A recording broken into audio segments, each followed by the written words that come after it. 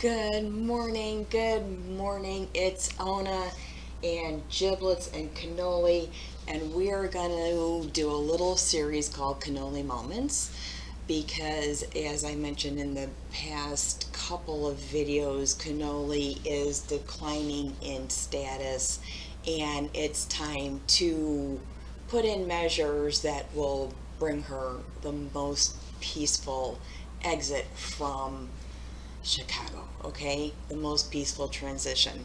So I'll give you a little history, just a little brief if you're new and you thought you were clicking on a video on how to make cannolis. Wrong video, okay? Go to the Italian pastry website, all right? So I'm a nurse, I'm a Reiki master, I've also been a hospice case manager in my nursing career, which is 30 years long. I'm retired from the profession, but in my heart, it is a permanent implant to nurse people, right? So in hospice, what we're doing with Cannoli is basically midwifing her into the next set of energy, just like when a baby is born, okay? The midwife gently, okay, for the most part, ushers in the new energy, gets you ready for it. So Cannoli is a rescue from a puppy mill. I got her almost exactly 5 years ago, okay? Um, and that's funny. Five is the change year, right? She was a breeding mama, okay, and was apparently no longer able to breed these dogs, which I could start a whole tangent on that, but we're gonna bag that up for later. And just litter after litter until they're exhausted and basically tossed. So I found her by way of wanting to get him a dog and going back to where I got him, and I picked her up. She had heartworm, she had scales on her from malnutrition. She was all the fur and skin was denuded on her bony areas from laying in a cage. She was a hot little mess. And I really didn't know how long this would last, but I knew that she was my dog, right? Brought her home and tuned her up.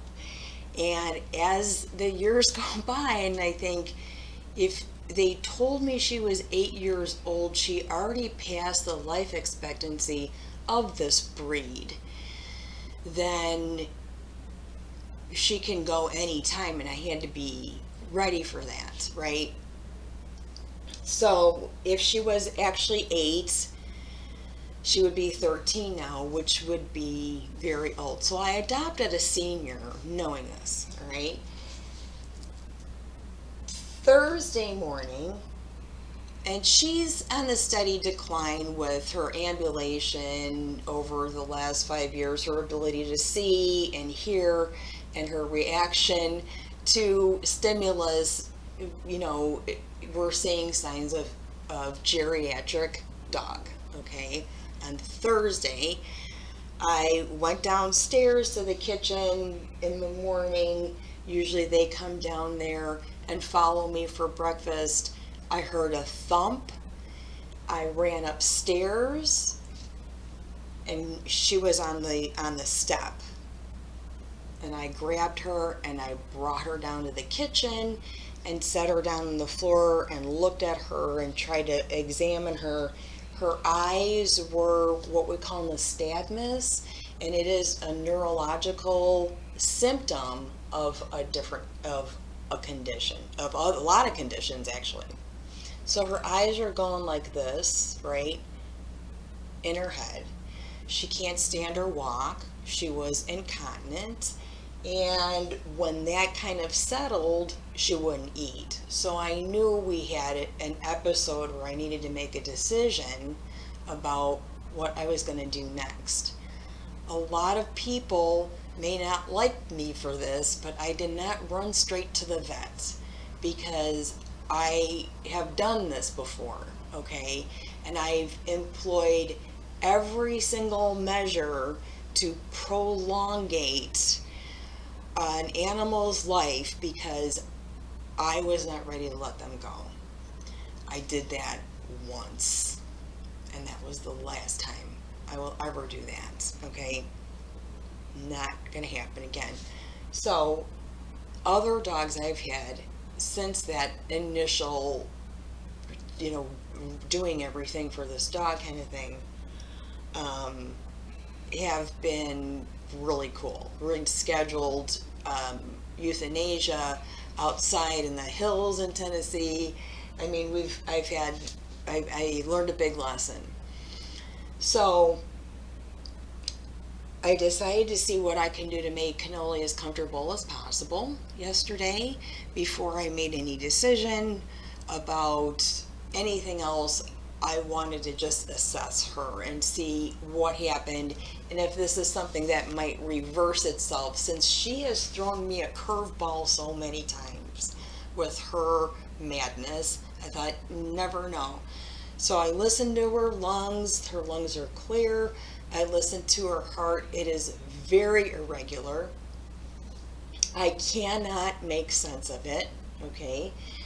Her left pupil is a little more dilated than the right. Okay.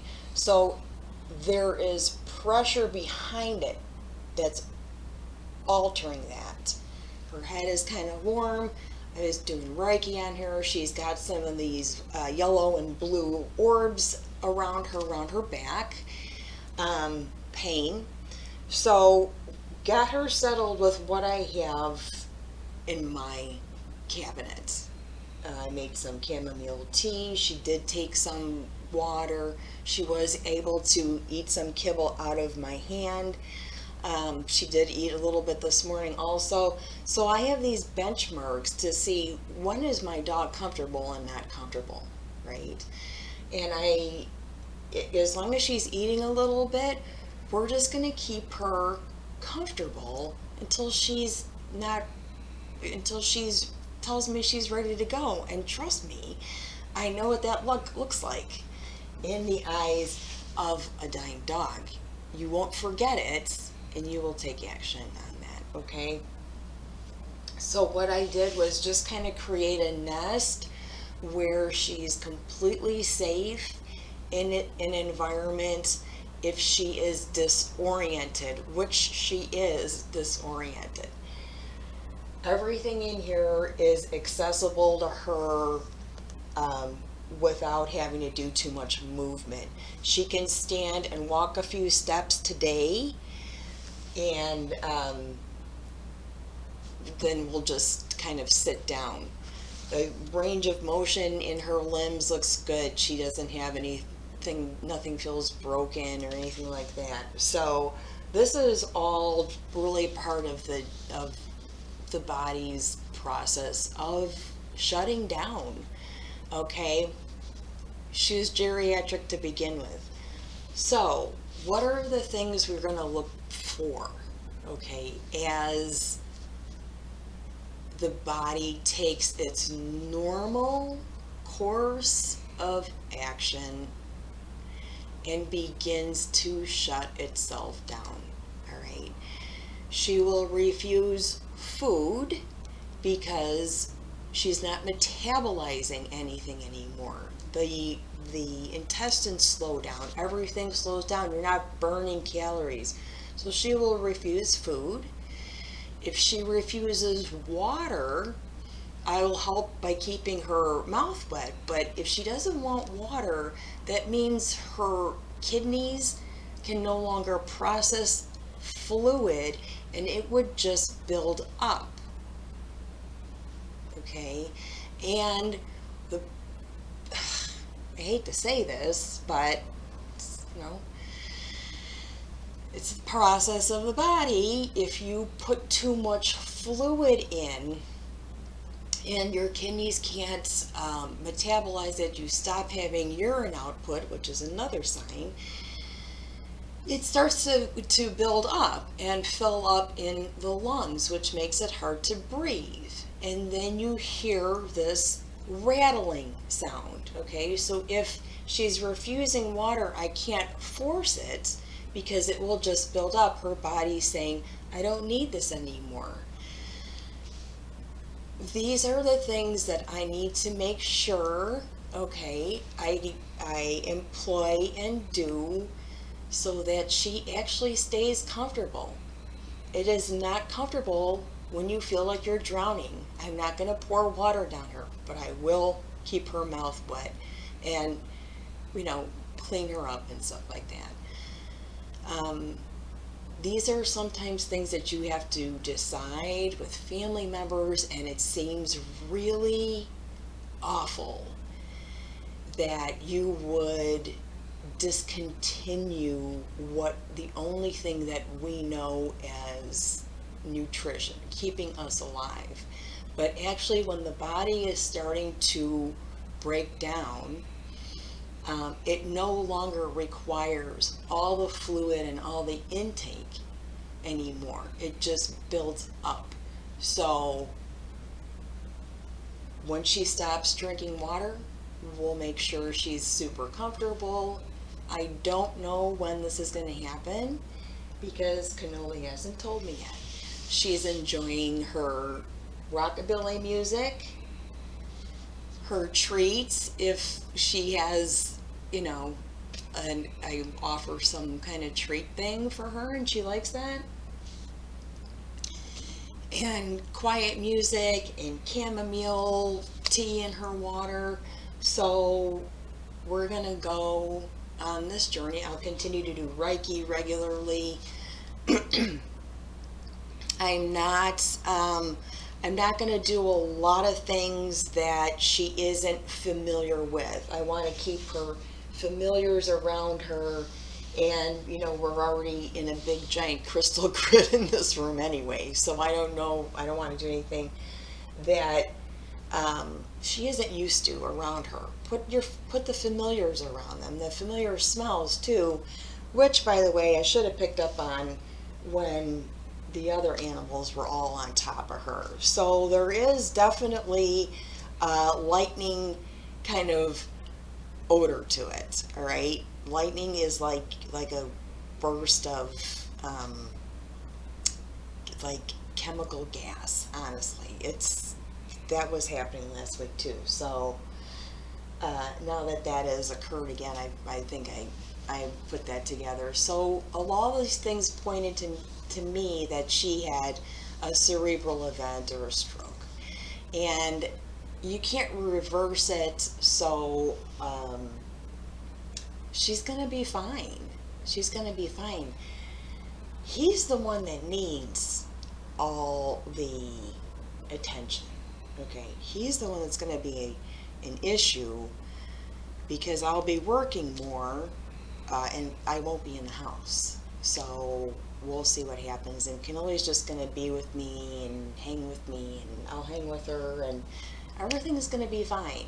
Okay, I'm in a strong place right now. So I'm glad we had this little talk about comfort measures as the moon moves into Taurus, and we think about, oh, let's just watch a video on how we can make our pets more comfortable if it's that time in their lifespan. Okay, so thank you guys so much for all the suggestions, for all the prayers.